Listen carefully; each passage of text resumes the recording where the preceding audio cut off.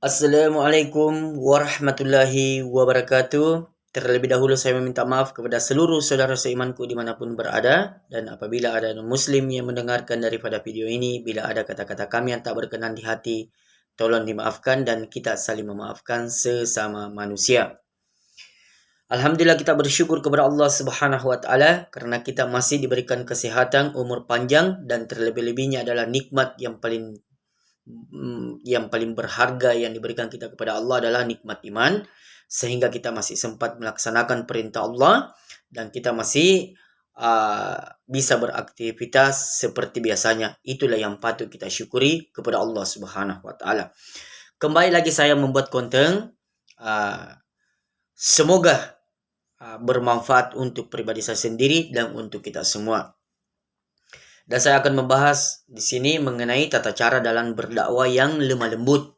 Tetapi insya Allah dengan cara ini kita mudah mengajak saudara-saudara kita sama-sama taat kepada Allah Subhanahu wa taala. Kemudian kita memang harus pandai-pandai dalam berdakwah, apalagi di akhir zaman ini. Sesuai dengan pengalaman yang pernah saya alami di kampung saya maupun di kampung orang lain. Berdakwah itu kepada orang-orang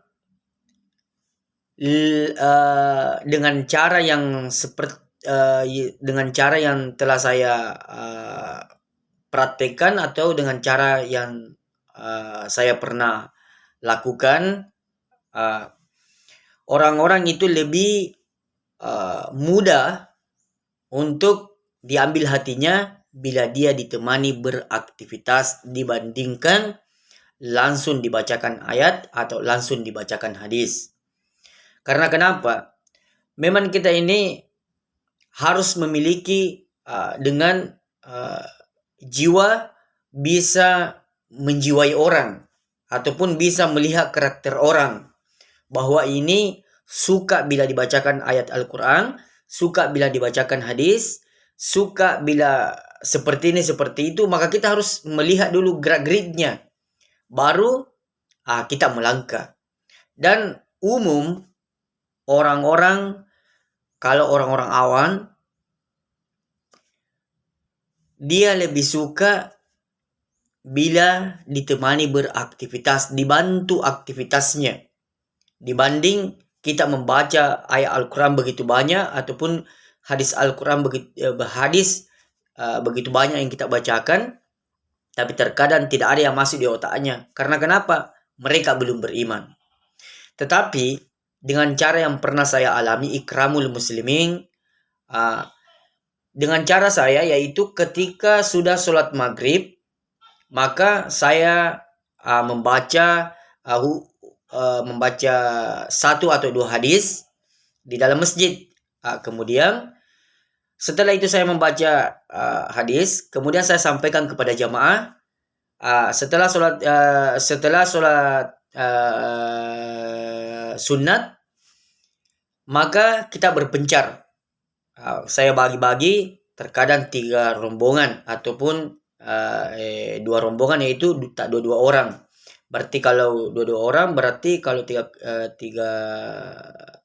kelompok itu menjadi 3 kelompok. Jadi saya arahkan bahwa kita ke rumahnya si anu, kita ke rumahnya si anu, kita ke rumahnya si anu. Jadi caranya ketika kami datang ke rumah saudara-saudara kami, karena tidak ada rumah yang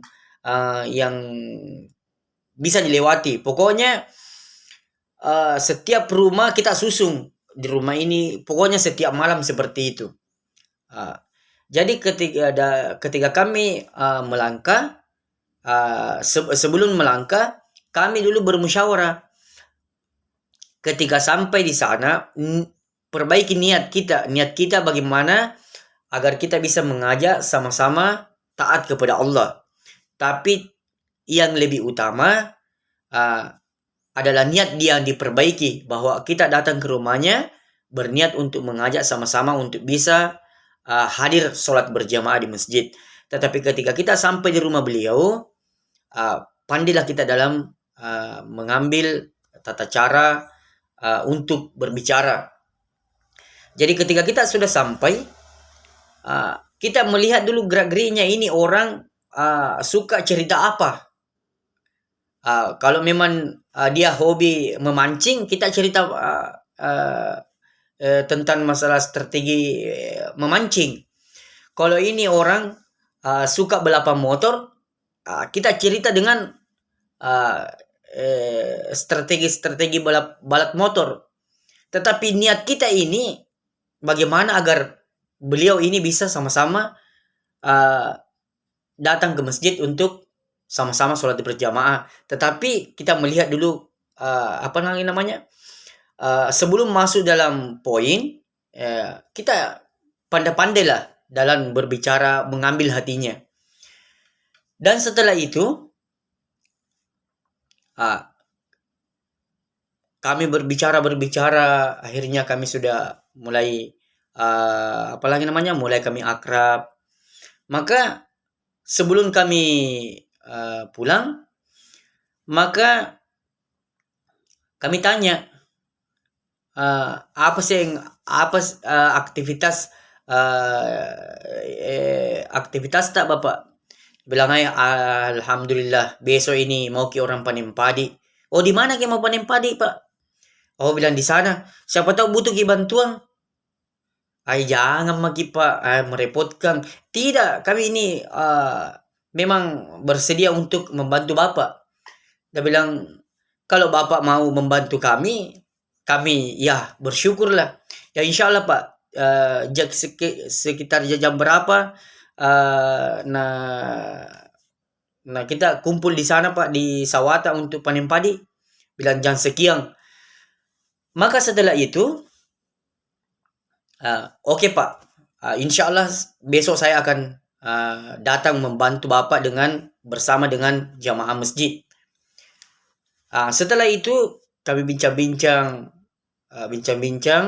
setelah, karena memang kami sebelum berangkat untuk bersilaturahmi 3 kelompok ini, memang kami sudah bermusyawarah di masjid.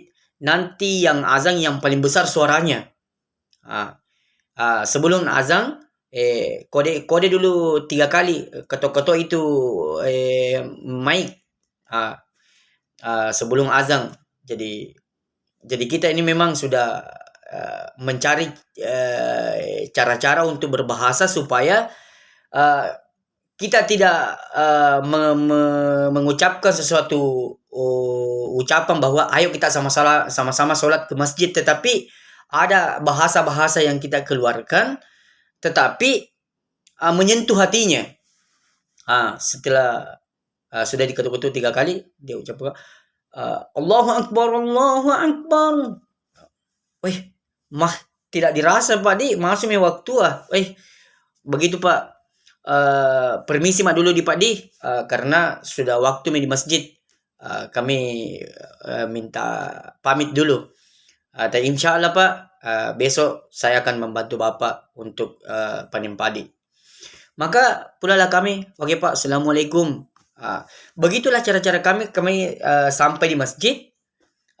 Setelah itu sudah sholat Isya, dan setelah sholat subuh kan setelah sholat subuh kan ada namanya musyawarah subuh. Setelah musyawarah subuh minta kolokosari, yaitu kabar perkembangan apa yang telah dikerjakan mengenai kerja-kerja dakwah. Kemudian ada usul, ada kolokosari. Kemarin saya di rumahnya si A, kemarin saya di rumahnya si B silaturahmi, kemarin saya di rumahnya si C. Oh, si C ini kolokosari kemarin waktu saya silaturahmi mau potong padi. Jadi saya mengusulkan di sana bahwa beberapa orang di sini yang bersedia, yang tidak mempunyai aktivitas yang mendesak, bisa kita sama-sama membantu beliau di tempat yang di situ atau di tempatnya yang kemarin yang dia tunjukkan saya. Maka ada amirnya yang memutuskan, setelah semua berjalan dengan seputar waktu, Jadi diputuskan bahwa kita membantu si C. Uh, ya, jadi ada sekitar 10 orang, maka kita turun tangan setelah melaksanakan semua aktivitas, kasih makan sapi bagi yang punya sapi, kemudian sudah sarapan pagi, sudah sholat duha, maka kita segera OTW membantu memotong padi. Dan setelah itu, kalau jauh itu dari masjid, jauh masjid itu di tempat yang ditempati potong padi, maka kami ini memang mempersiapkan semua perlengkapan sholat. Jadi kami sholat berjamaah di tempat-tempat yang di sekitar sawah, atau kalau ada rumah-rumah, ya di situ kita sholat berjamaah bersama dengan teman-teman. Setelah semua selesai, maka kami pulang. Begitu Pak, karena sudah selesai kami mau pamit semua. Terima kasih banyak Pak. Kita yang membantu, kita pun yang mengucapkan terima kasih. Setelah itu beliau, kita kan sudah pulang. Dia teriak, terima kasih banyak Pak, terima kasih banyak Bapak sudah repot-repot membantu kami. Setelah itu kami pulang.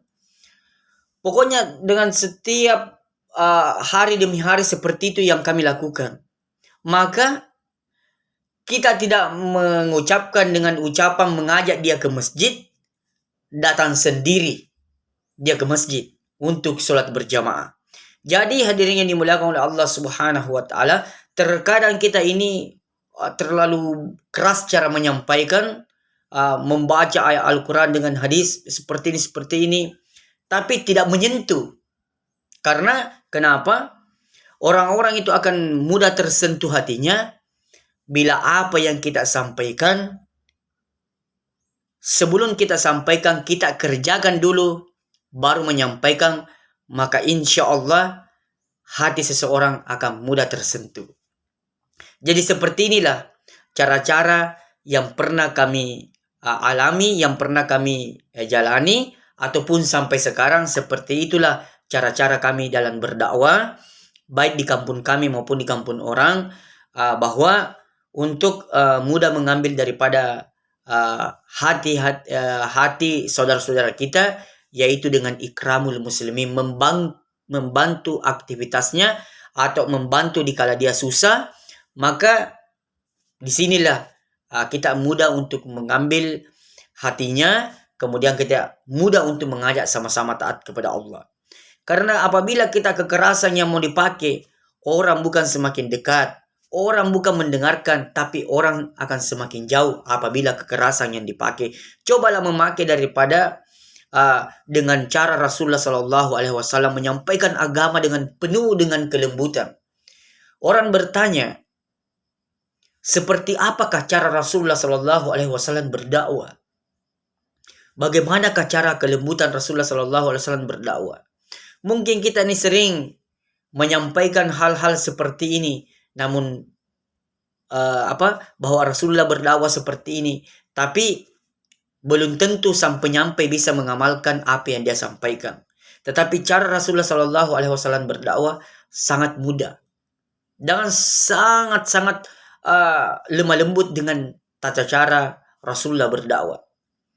Kenapa dia dikatakan dengan Rasul seperti demikian? Rasulullah sangat sangat menyayangi umatnya. Kenapa dikatakan seperti demikian? Di awal-awal Rasulullah berdakwah dilempari batu, bercucuran darah, dilempari kotoran, sehingga dikatakan dilempari batu bercucuran darah, sehingga bajunya yang putih penuh dengan darah akhirnya jatuh, sehingga datanglah malaikat Jibril menawarkan, apakah engkau mau ya Rasulullah, gunung ini kubenturkan, saya nih goncangkan ini supaya gunung-gunung ini kasih meletus, biar mereka semua hancur karena dia telah menyiksamu. Maka Rasulullah SAW dengan penuh dengan kasih sayang, penuh dengan rasa cinta kepada kita semua ini, kepada semua kita ini umatnya. Janganlah. Kalau memang dia tidak mendapatkan hidayah, mungkin anaknya. Kalau bukan anaknya, mungkin cucunya. Kalau bukan cucunya, mungkin cici-cicinya akan kena hidayah. Inilah Rasulullah Shallallahu Alaihi Wasallam, tata cara berdakwah dengan penuh dengan kelembutan dan kasih sayang. Tapi kita saja sendiri sesama Islam yang selalu mau berperang, hanya berbeda perbedaan pendapat saja,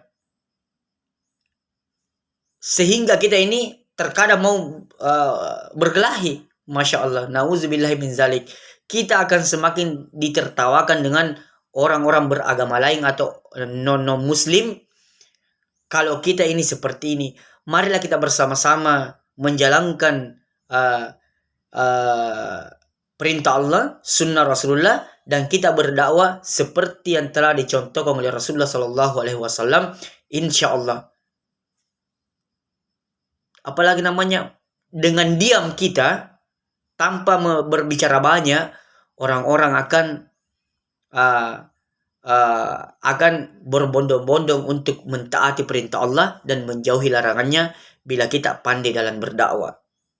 Berdakwah bukan berdakwah itu semua orang bisa. Bukan berarti bahwa lincah pakai menafsirkan Al-Quran ataupun menghafal pakai beribu-ribu hadis baru bisa berdakwah. Tidak. Meskipun sedikit yang kita ketahui mengenai tentang Al-Quran, ayat Al-Quran, begitupun dengan hadis, tapi insya Allah kita bisa meniru tata cara Rasulullah Sallallahu Alaihi Wasallam berdakwah dengan penuh kelembutan dan kasih sayang. Insya Allah akan mendapatkan hasil.